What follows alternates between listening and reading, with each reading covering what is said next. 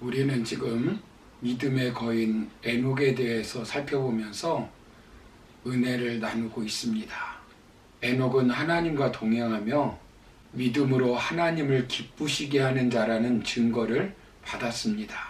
지난 시간에 우리가 어떤 믿음으로 하나님을 기쁘시게 할 수 있다고 말씀드렸습니까?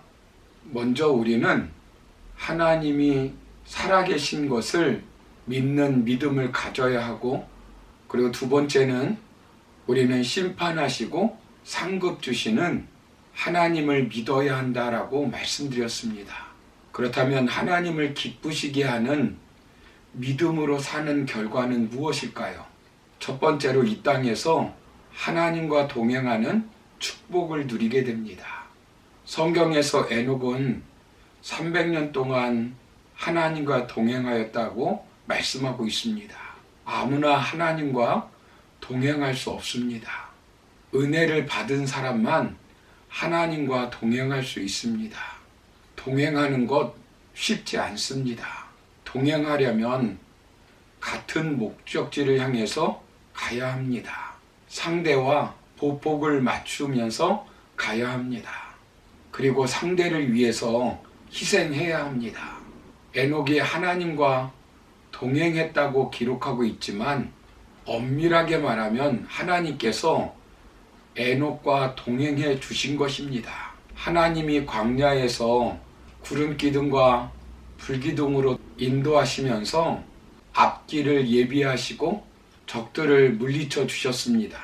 그 하나님이 에녹 시대에도 타락한 문화 속에서 에녹이 끝까지 살아계신 하나님을 믿고 심판하시고 상급 주시는 하나님을 의지하고 살도록 만들어 주신 것입니다. 오스왈드 샌더스라는 분의 모래 위에 발자국이라고 하는 시가 있습니다. 그 시를 제가 낭독해 드리겠습니다. 어느 날 밤 꿈을 꾸었네. 주와 함께 바닷가 거니는 꿈을 꾸었네. 하늘을 가로질러 빛이 임한 그 바닷가 모래 위에 두 쌍의 발자국을 보았네. 한 쌍은 내 것, 또 한 쌍은 주님의 것. 거기서 내 인생의 장면들을 보았네. 마지막 내 발자국이 멈춘 그곳에서 내 인생의 길을 돌이켜 보았을 때 자주 내 인생길에는 오직 한 쌍의 발자국만 보였네. 그때는 내 인생이 가장 비참하고 슬펐던 계절이었네. 나는 우아해서 주님께 물었네. 주님, 제가 당신을 따르기로 했을 때 당신은 저와 항상 함께 하신다고 약속하셨잖아요.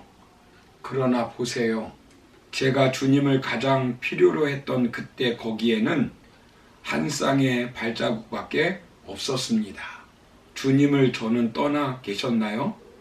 주님께서 대답하셨다네. 나의 귀하고 소중한 아이여, 나는 너를 사랑하였고 너를 조금도 떠나지 않았단다. 너의 시련의 때, 고통의 때에도 네가 본 오직 한 쌍의 발자국, 그것은 나의 발자국이었노라. 그때 내가 너를 등에 업고 걸었노라. 사랑하는 성도 여러분, 일평생 하나님과 동행하는 삶이야말로 얼마나 큰 축복이겠습니까? 하나님이 인생 여정 함께 하시니 무엇이 두렵고 무엇이 부족하겠습니까? 하나님과 동행하는 삶이야말로 진정한 행복이고 진정한 축복이 되는 것입니다. 에녹은 날마다 하나님과 함께 걸으며 동행하는 행복 속에 살았습니다.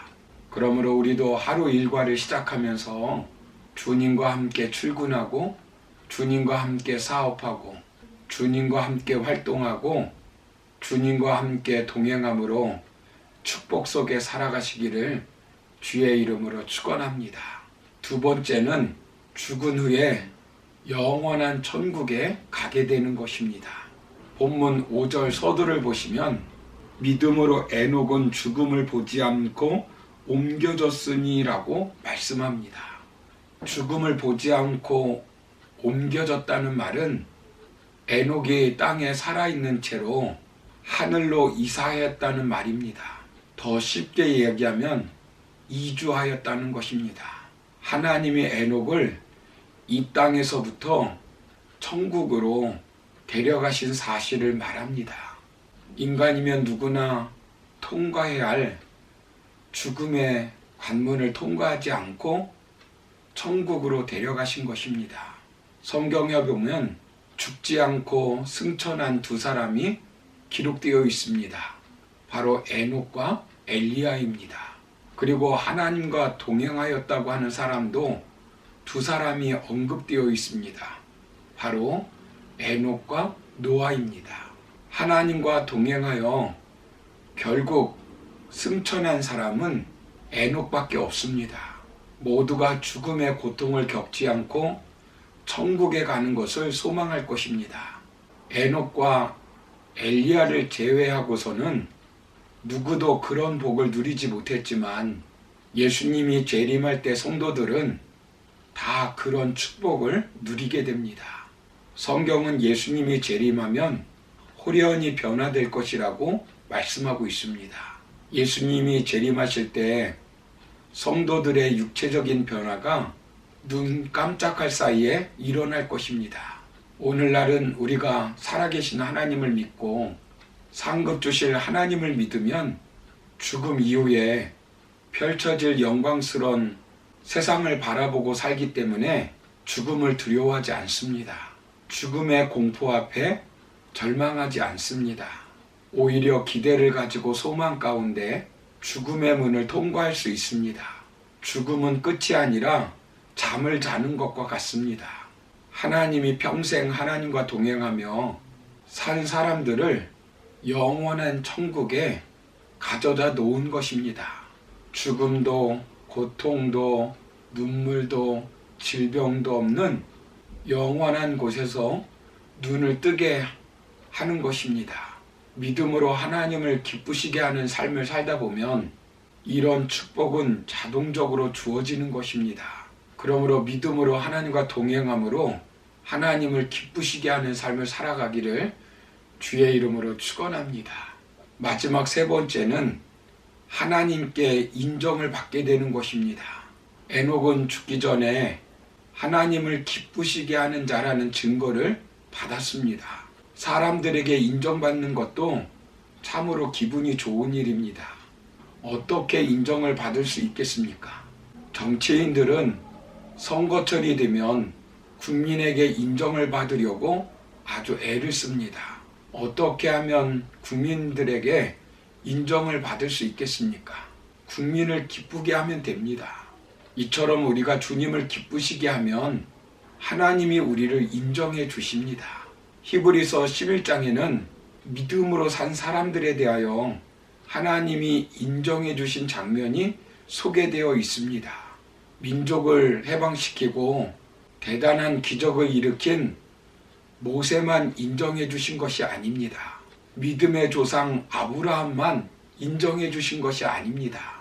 왕이 되어 40년 동안 통치한 다윗만 인정해 주신 것이 아닙니다.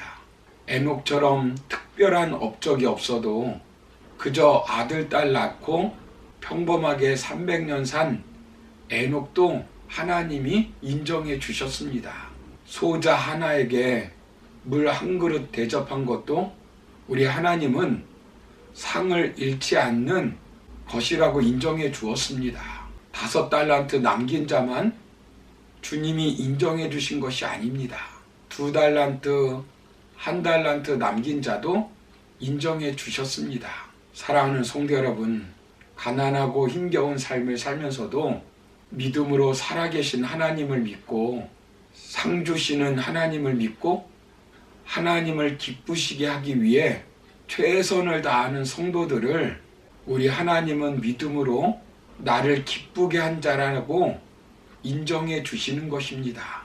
코로나19 시대에 많은 사람들이 하나님을 떠난다 할지라도 끝까지 하나님의 살아계심을 믿고 심판하시고 상 주시는 그 하나님을 바라보고 매 주일마다 교회에 나와서 예배드리는 자를 인정해 주시는 것입니다. 우리가 어떤 어려움과 고난이 있다 할지라도 믿음으로 하나님과 동행하며 하나님을 기쁘시게 하면 우리 하나님이 우리를 인정해 주십니다.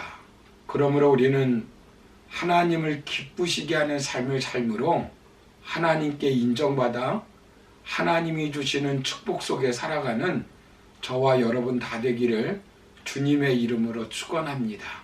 감사합니다.